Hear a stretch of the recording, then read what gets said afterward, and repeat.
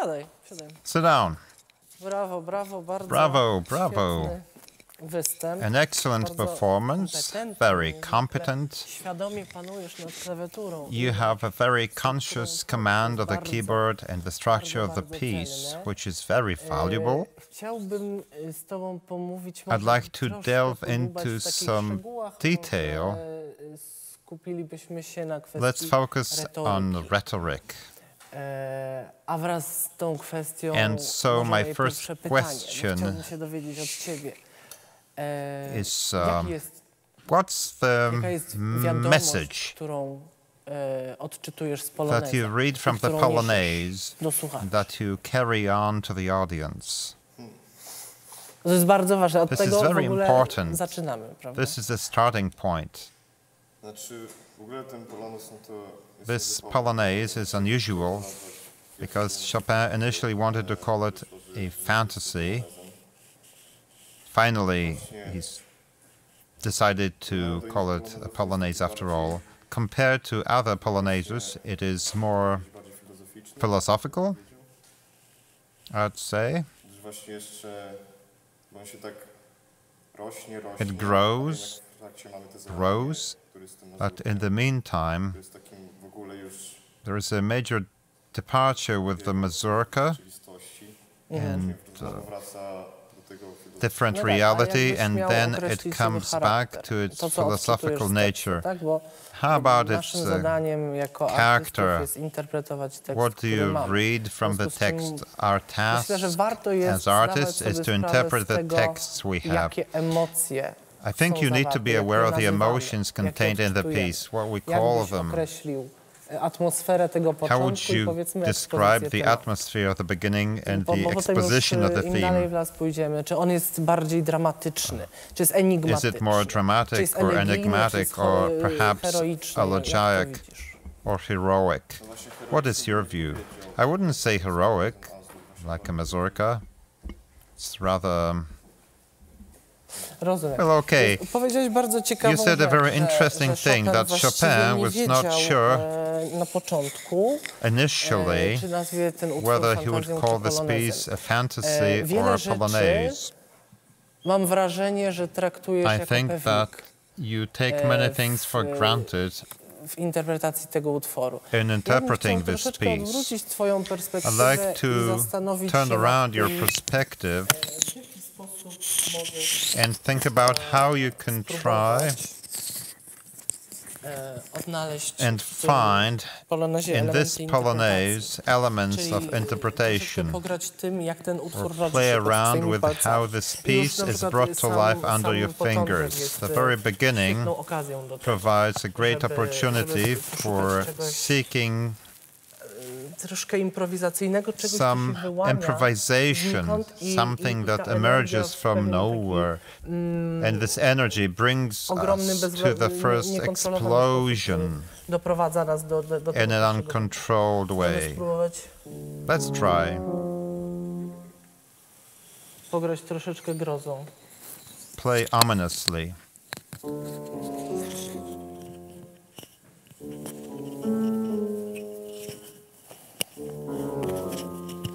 Dobrze, bardzo dobrze. Very well. Posłuchać więcej pauzy. Try and listen more to the rest. The sound is great. Chciał, żeby jeszcze do mnie przemówiła ta pauza. Cisza jest tylko, muzyka jest. I would like the rest to be more pronounced. As they say, music is only an interruption and silence. Ona niech będzie nośnikiem energii. Let it be the carrier of energy.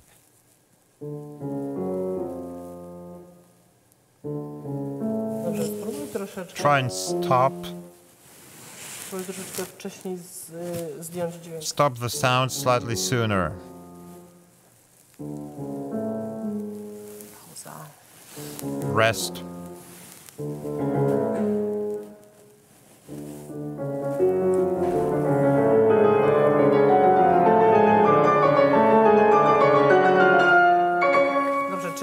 Okay, could you please maintain the piano a little longer and do the crescendo slightly later, gradually but later? Zaryzykuj troszkę mniej asekuracyjny sposób. Take risks. Do it in a less reserved way. Swój wymiar emocjonalny. Impart more emotions to the crescendo. Exactly.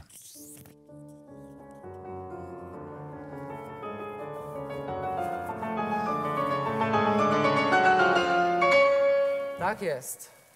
Exactly.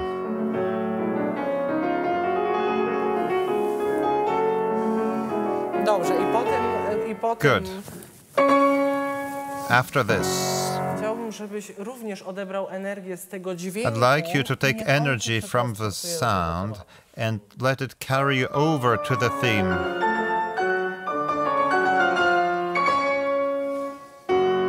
O właśnie. Exactly.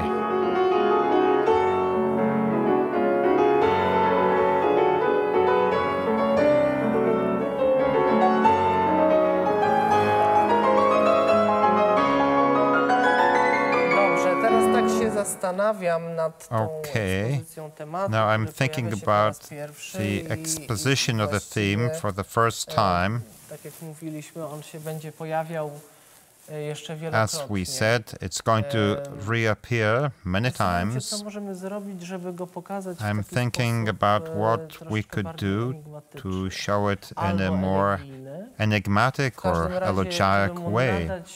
But anyway, to give it a potential for development. Could you find the right kind of forte? What does it mean, forte? Loud? Well, actually it means strongly, but we don't always equate this force with physical strength.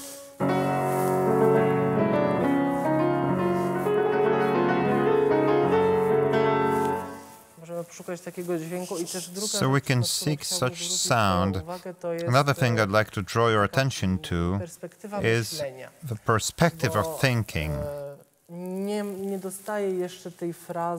The phrases are not spanned by a longer thought. They are divided into bars, mostly due to the left hand, which you treat as a harmonic foundation or a harmonic base, but it is more or less monotonous.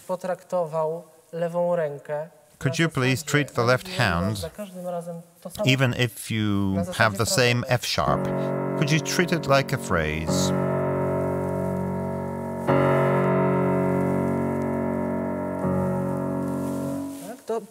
This will allow you to focus on structuring this phrase of at least 4 bars.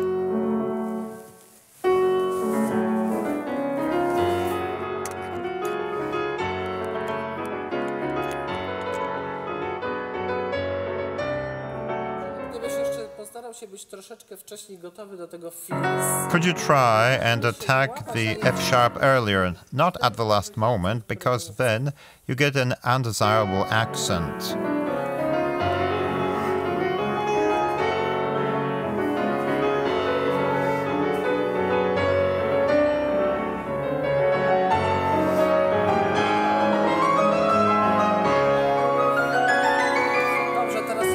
Okay, now I'd like to consider what's in between the harmonic foundation and the melodic line,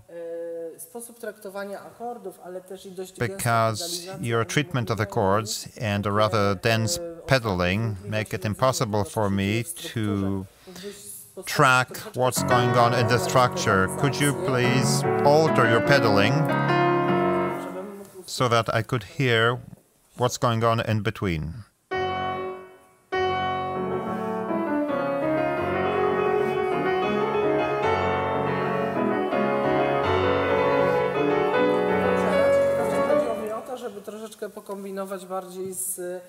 What I meant was experimenting with the depth of pedaling. You shouldn't get rid of the pedal, then the phrase would be too dry. I don't know what you think about it, but for me it's a little bit like melted chocolate. It's quite sticky, but also fluid. So let's not deprive it of its structure, vibration, what the piano gives us.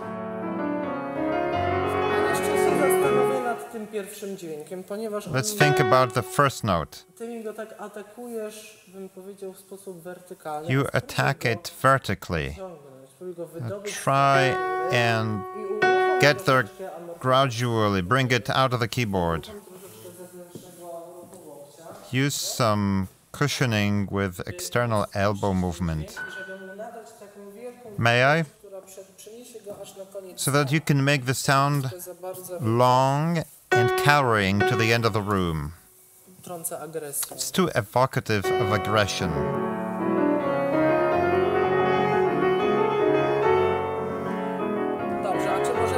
Okay.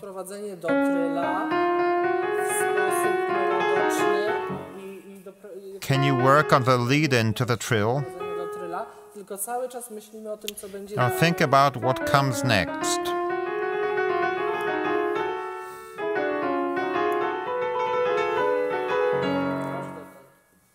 Okay, up to here.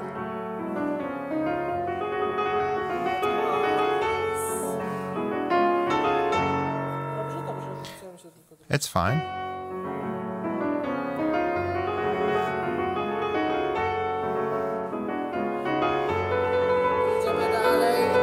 Go on.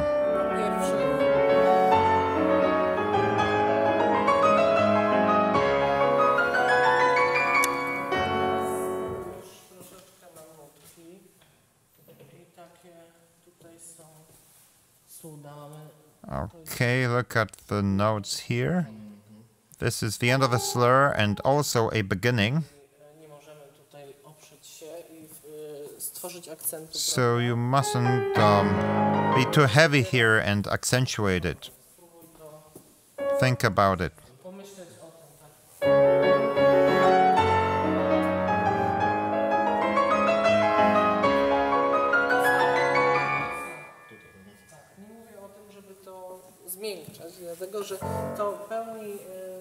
I'm not suggesting you should soften it.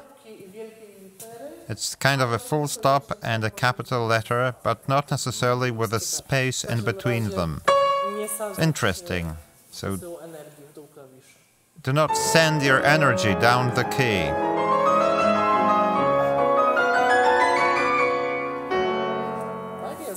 Exactly, well done.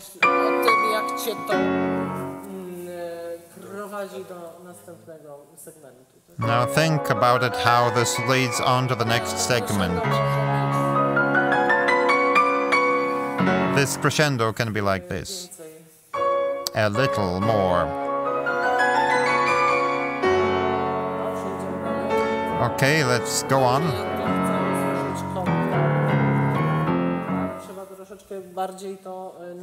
I think you need to punctuate it a little more. In this register, with pedaling,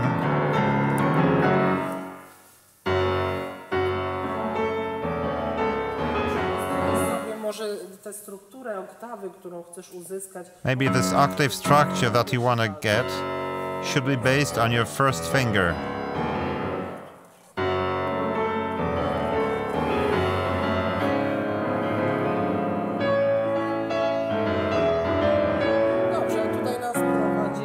Good.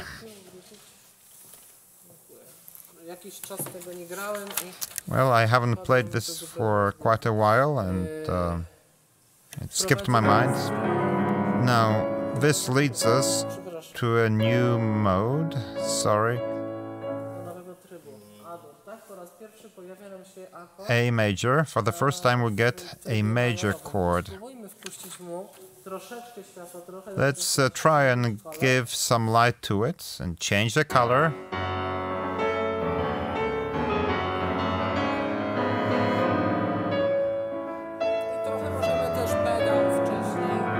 Let's clear the pedal a little sooner.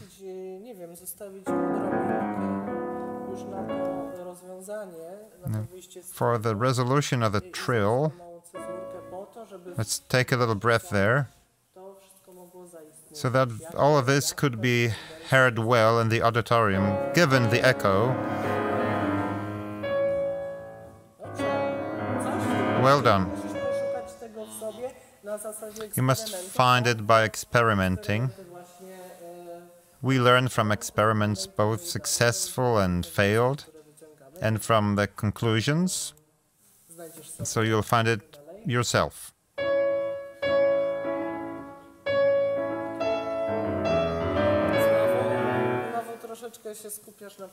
You're focusing on the right hand too much, while neglecting the left one.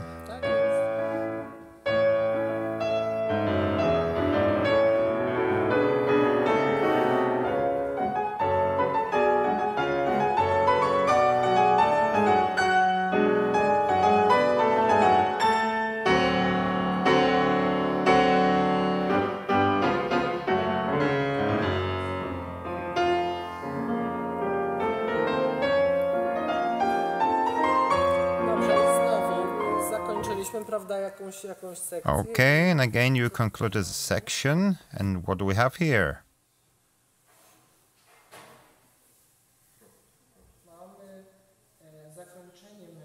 We have the end of the thought, and the sound leads us to something new. I think that this dot does not carry any special message that would require us to play a very sharp staccato.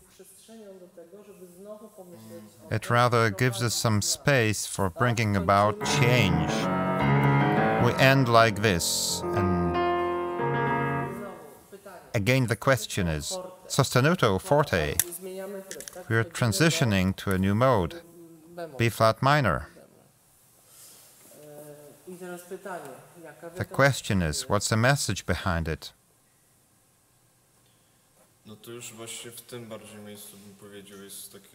Here we arrive at a more heroic moment.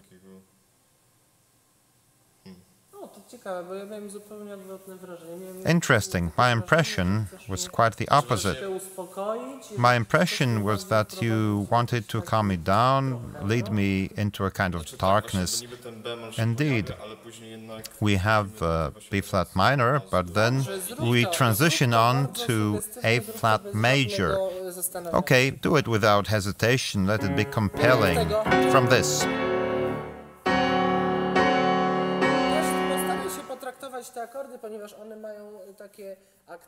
Treat these chords that have accents as a continuum of energy rather than three strikes.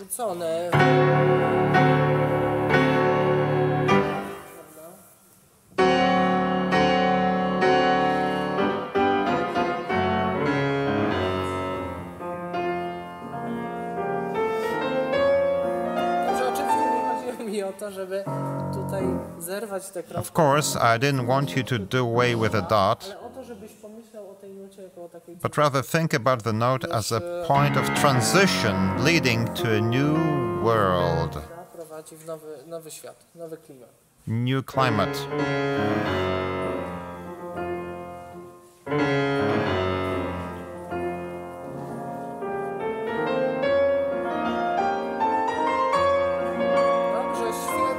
Excellent.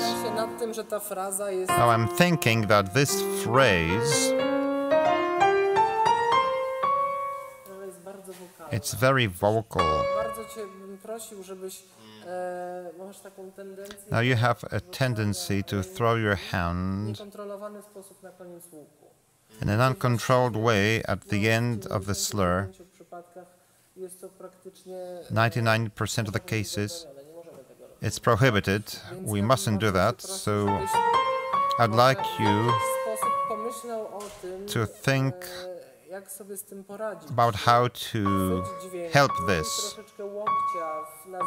Perhaps you could use your elbowed out, wrist up, anything that would eliminate this. Hand slap.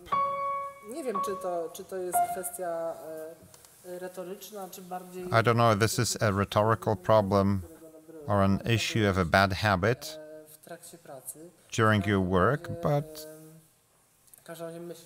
just think about it.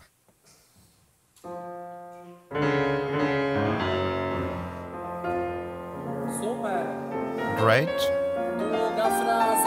Long phrase.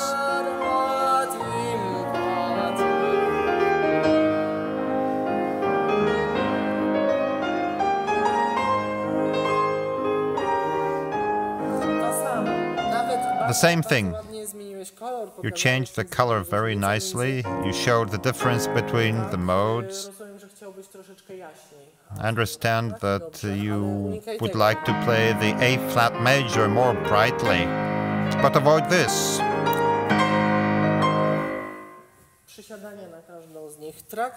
Don't play each chord with excessive emphasis.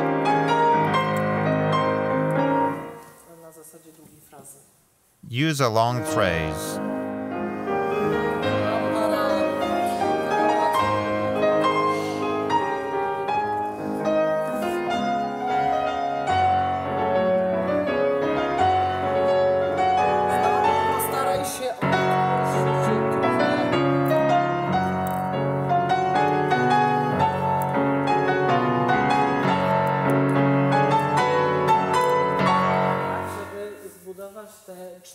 Try and build the 4 levels leading to the next section.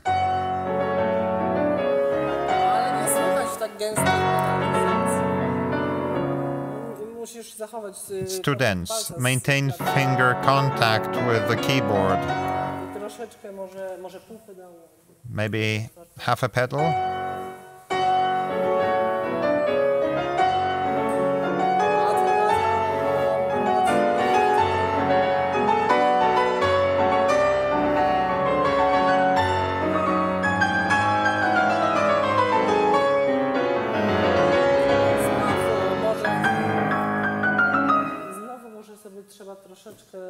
And again, perhaps you should let off and make it possible for the cascade of octaves to grow again. If you start from a high C, then crescendo will be quite difficult to achieve.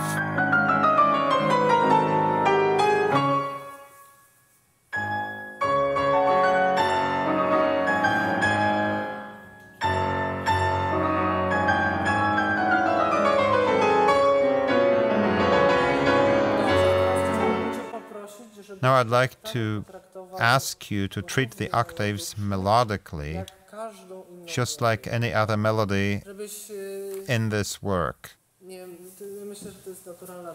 I think it's a natural tendency. I also often fall to this.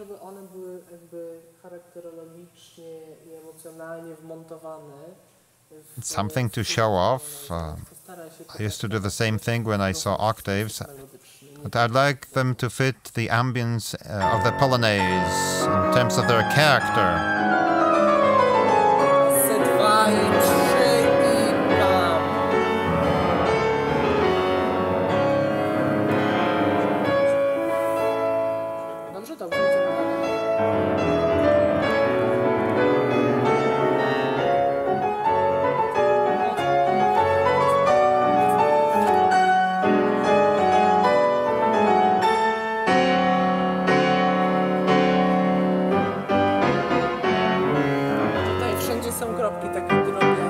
So there are dots everywhere here.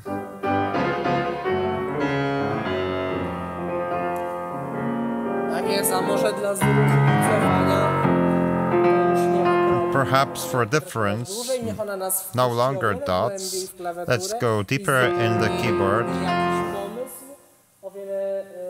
A new idea, different from the previous one.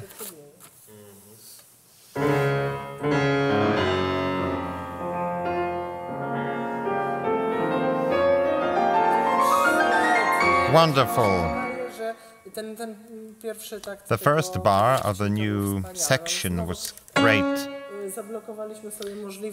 But again, the capacity for development was blocked because of excessive dynamics.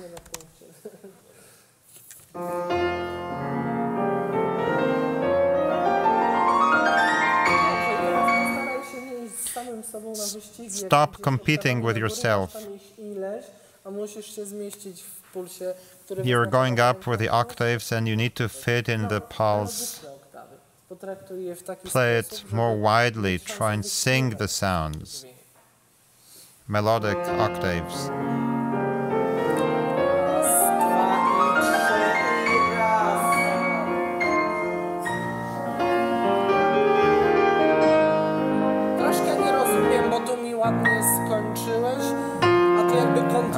Don't understand it. You finished nicely, but here you continue something you didn't build. Let's hold it out.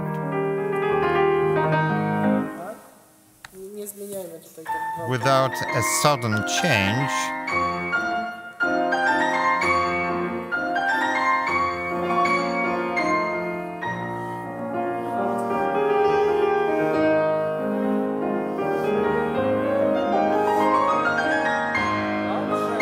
Well done.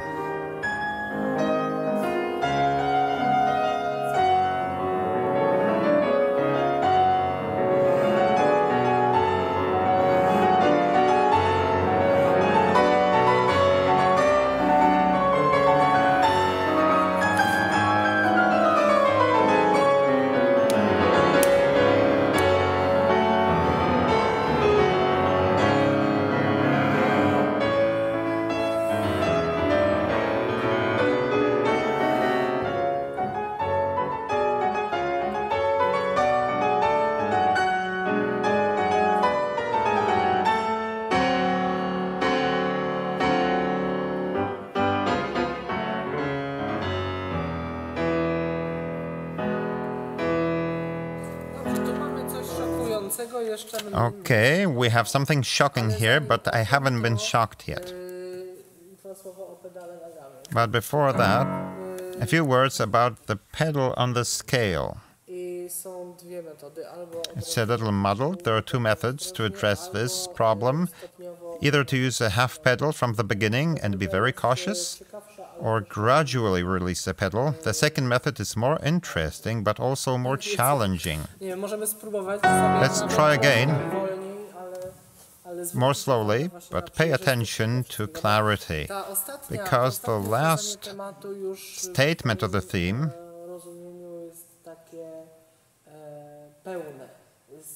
was a real thing. It's full, compelling.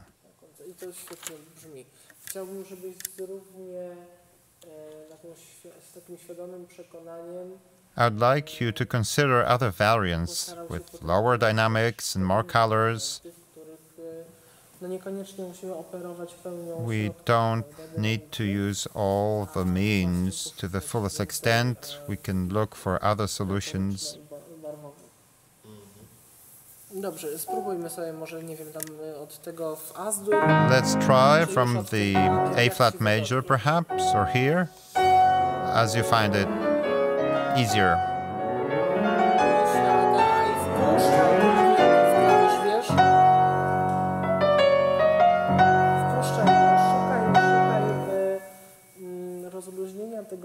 Seek a release, relaxation of the tension. This tension causes the need to attack the keyboard in a punctuated way. Are your arms, forearms very tense? What's the situation? Not really. You don't look tense. But in the sound, I can hear punctuation. I'd say velocity, which is very desirable in some fragments, but here it makes it impossible to obtain a long, fluid, melodic thought. So cushion your attack with elbow or wrist movement to attain longer rather than direct sound. But it doesn't have to be piano.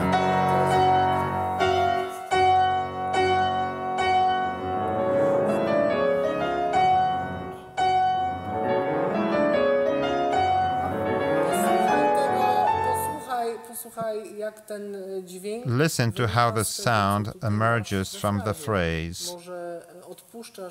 Perhaps you don't listen attentively to what you're playing? What's the reason you don't listen to the long notes? The phrase is going down, bringing us to another level, but not always the same.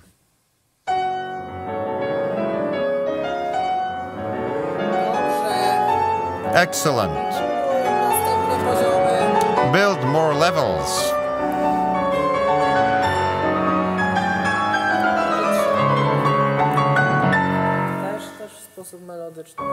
Also melodically.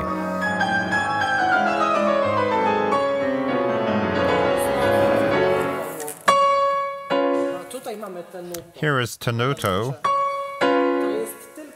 It's only an impulse that's about transferring energy.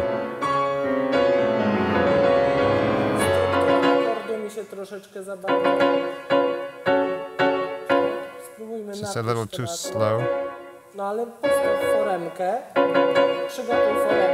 Get your hand ready. In a melodic way, like a phrase.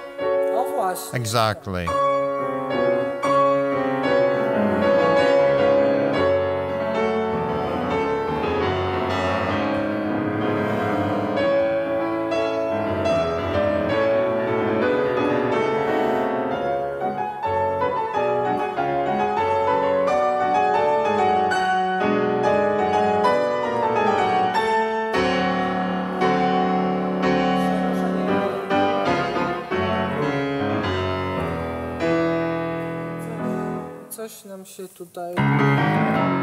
There is something here.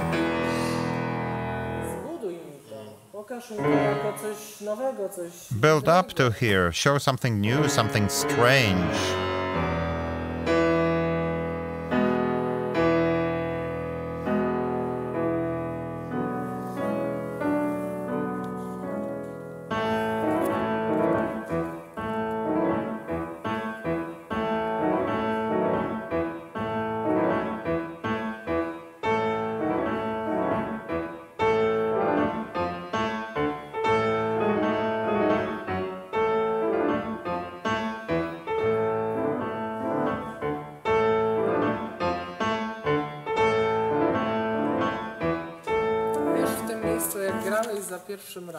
Here, when you played for the first time, and also here, you don't listen to the continuation of sound or thought. And here we have various structures spread over 3 phrases. The bass, snare drums, and then this sound. I'd like you to think about how this sound is structured. Does it have any phrase consequences? Need to be finishing? I thought we would reach the mazurka. Excellent interpretation. Congratulations.